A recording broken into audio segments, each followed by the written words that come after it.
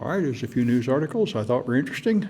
Alibaba, the Chinese giant, has shut down their quantum computing lab and donated it to a university. This, I think, reflects something a lot of companies are probably going to do. Quantum computing is not immediately useful. It's probably going to be decades before it produces anything, whereas AI is a gold mine right now. So if I was watching my expenditures, I might well make the same decision. And we are going to put a nuclear satellite in space. This hasn't been done for a long time. They're not going to activate the nuclear reactor until it's up in a supposedly stable, non-decaying orbit.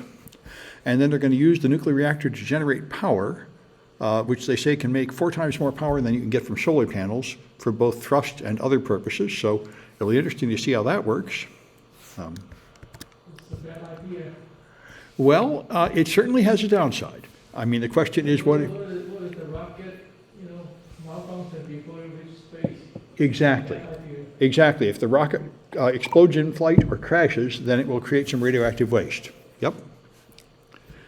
Now, I don't know a lot about hardware and chip design. Other people may appreciate this more than me, but apparently this is new. When you have fiber go directly into the chip, before fiber would only come to the computer and then there'd be nothing but wires inside the computer.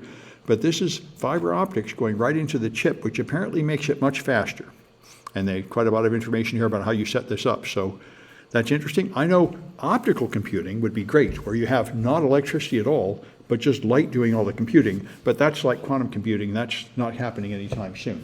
Intel has been doing semiconductor laser emitters for a long time. Oh yeah, we've had semiconductor laser emitters for a long time. Yeah, that's where most light. But anyway, apparently they haven't sent the fiber right onto the chip. What's that? That is not something new. All right. Well, I hadn't heard of it before. Anyway, like I say, it's not my long shoot. So I've heard about these a lot.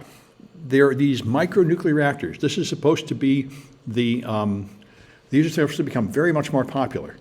Little nuclear reactors, you buy them, they're closed. They have enough fuel to run for like 8 years, generating several megabytes of power, megawatts of power.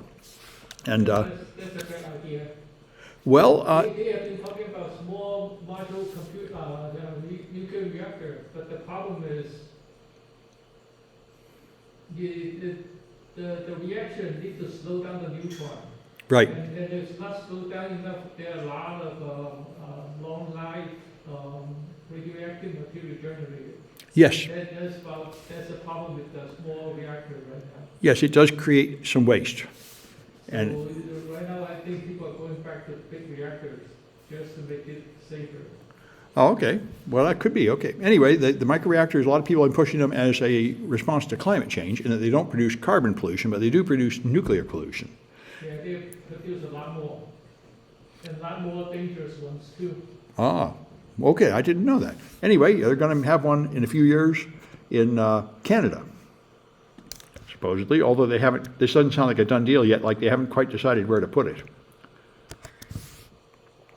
Nobody want the radioactive stuff anyway. Probably not. This I thought is very amazing. OwnCloud, I don't quite know what it is, but whatever OwnCloud is, it has an interesting flaw. There's an API, and the API lets you call PHP info. And PHP info is just a classic function that shows you information about your PHP install, but it shows you all the environment variables, and they are storing credentials in the environment variables. So you can call this API and get the administrator password. This is a level 10 vulnerability. And now mass exploitation is underway, and so a lot of people are hardly going to get owned if they're using this thing, OwnCloud. What is the spelling? OWNCLOUD. And you see it there. Why is it different? What's that? Why is it different? Why is it different? Yeah, Different than what? than the regular cloud. I have no idea. I guess maybe it's just a cloud server you run on your own software. I'm not quite sure what it does. But apparently whatever it is, it's something people use and it's getting them in trouble, just like many other things. You don't very often see a vulnerability of 10. You've seen a few of them. There's a Citrix one and a lot of these serious vulnerabilities. Now let's see if there's any way to get this garbage out of here. Okay. So I was unaware of this. The spokesman for Facebook, Meta, is on the wanted list in Russia. And Facebook has been on their terrorist watch list for a while, and that's because Facebook made a decision, which in retrospect, perhaps you should worry about it. Meta used to have a hate speech policy that wouldn't allow you to form hate speech, but they allowed for forms of political expression that would normally violate its rules, like violent speech such as death to the Russian invaders. So Russia didn't take kindly to that, and perhaps that was a mistake. But anyway, Everybody's copying the U.S. everybody's copying the U.S.? Yeah, U.S. put out other people, other country on terrorism. Oh, yes. And other people are doing the same thing. Yes, this is because, of course, yes, the U.S. put a bunch of Russian hackers on a sanctioned list, yes. And Russia's doing it, China's doing it, other people are doing it. yes, and we blocked some tiny stuff, so we're blocking our stuff, yeah. We're setting like a tit for tat in many ways. OCloud is an open source software product for sharing and syncing files. Yeah, so it's an open source like Sharing files. yeah, for sharing files, whatever that, like Dropbox, like, yeah.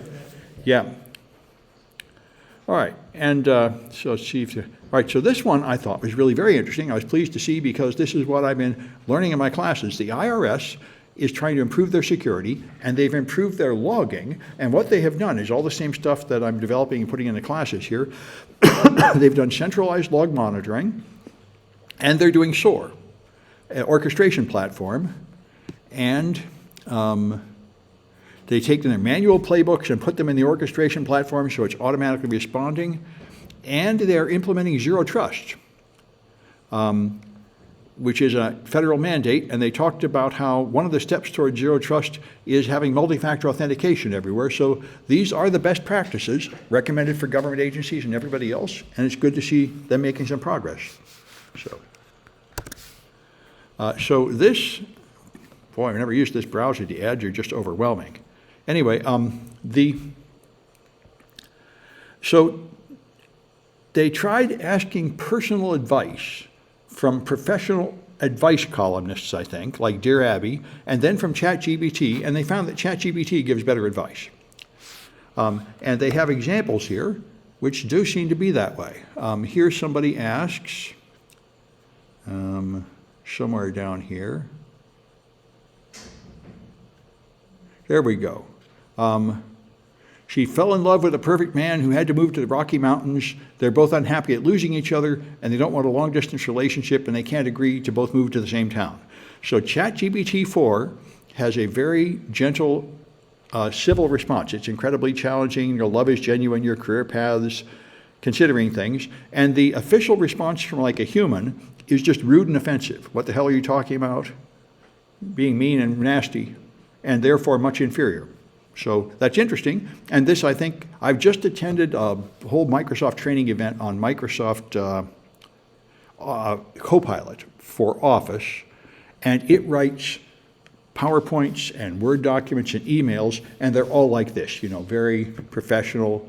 And one thing that amazed me is it'd take a whole, well, the example they had was there was an email chain arguing about some marketing thing.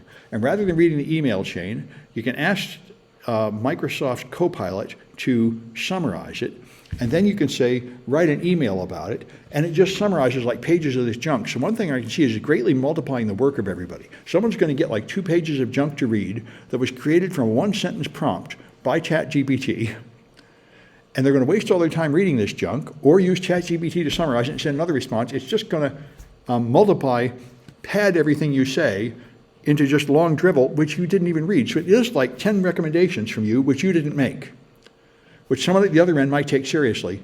The first thing I noticed is it makes it easier to produce routine office documents, but this means you can create another flood of boring, predictable office documents that will just waste more time than ever. So anyway.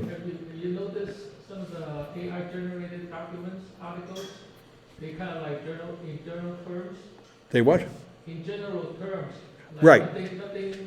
Nothing new. And That's right. Like, They can't really. Early articles, and then you say, after we did, I don't feel I learned anything. Yeah, they just ramble about it Like, pointlessly. It's just like, they're just repeating other stuff, and then it's like, Yeah. nothing new in the article. Yes, I can see this in the AI-generated news articles. I know sources that are obviously AI-generated, and they're like this. They just ramble for like a page and a half about the topic, and then they have like one punchline at the end. So the author put in like, have a preamble followed by this statement. And it's, anyway, yeah, I'm not. It's like marketing, but it's like waste of time. You know, I think, like, I'm consulting for a company, and they want to have an AI initiative, and they're having an AI initiative, but I made myself unwelcome the first day when I said, you know, you could solve this problem a lot better by just having the guy talk on a telephone to a person at the other end typing it in. That would be more effective. They didn't want to hear that. They want AI. And I'm like, well, you can make this complicated AI, but the fact is, if you just had a human listening on a telephone, the job will get done a lot better. When the robots, you know, when the robot craze, you know, Yeah. when the robot come on, it was, you know, it's not automatic. It's just like one guy holding a microphone and talking to the robot. Yeah, that's the thing. Anyway, all right. Well, let me stop this recording.